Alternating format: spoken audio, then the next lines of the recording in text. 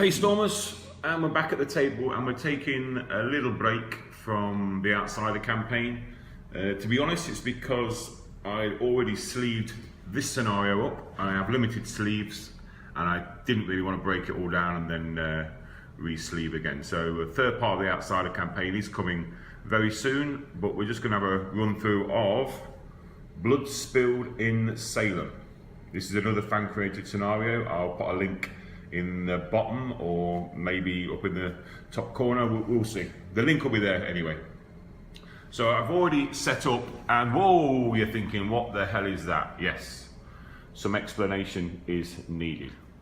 I played through this over the last couple of nights, and to be honest, the layout is somewhat complex with the amount of locations in play. I mean, we've got 9 locations in play at the start.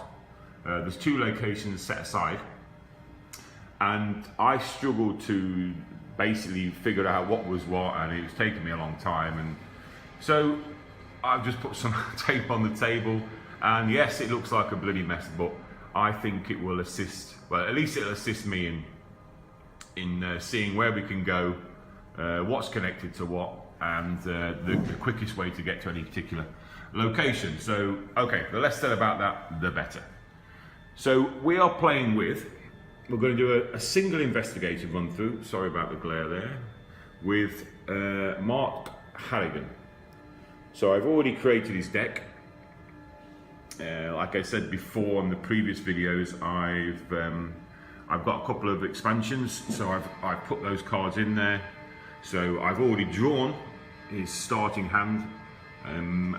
What have we got there? 1, 2, 3. Yeah. So we've got 2 flashlights. So I'm going to keep those because his what's the word? Observation isn't brilliant.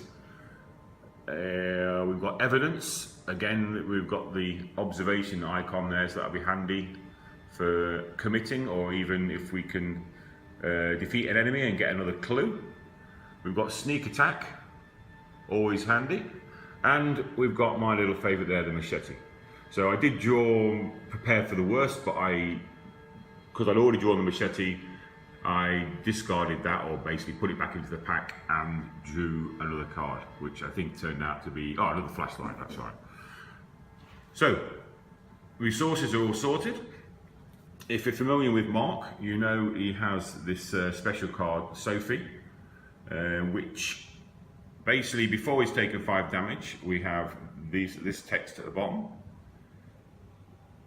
So we get to take a direct damage, and we can add 2 to any skill for a skill test. Unfortunately, if we take 5 or more damage, then we flip the card, and then we get -1 to each of our skills. If we get less than 4 damage, or 4 or less, then we can flip it back again. So that's something to remember, and we all know how good I am at remembering things. As I said, it's called Blood Spilled in Salem. If you want to pause the video there, you can see what the consequences are of the tokens. And we actually do get to remove tokens from the Chaos Bag if we draw them, specifically the tablet and the elder thing. Unfortunately, there are parts of the scenario where you get to add them in, so it's not all good news. What is up the focusing? Okay. Now, just so we're clear, we've got an encounter deck. This is purely printed from the PDF of the scenario. There's no other encounters cards in there from other sets. This is all included, and it is a big encounter deck. Now, in addition to the encounter deck, we have what's called the atrocity deck. This is a special deck which comes into play later in the scenario. So I will just keep that to the side for the time being, and all will become clear. We also have some set aside cards here, and as I said before, a couple of set aside locations. So again, this will all become clear once we start playing. There's 20 tokens in the Chaos Cup. I've had to take them out of the coin capsules because I only have I think 18. No, I have 20 coin capsules, but things do get added, so I couldn't have some with coin capsules and some without. So at the moment I only have 20 coin capsules here. We're set up, but I'll go through the setup in the next video before we start turn one. The actual the details, but basically we're starting at the Salem City Hall, and there is an NPC, I guess you'd call, Reverend John Flint, who starts at Salem East Church. So that's where we sit at the moment. Is there anything else I need to remember to tell you? I don't think so. That's basically it.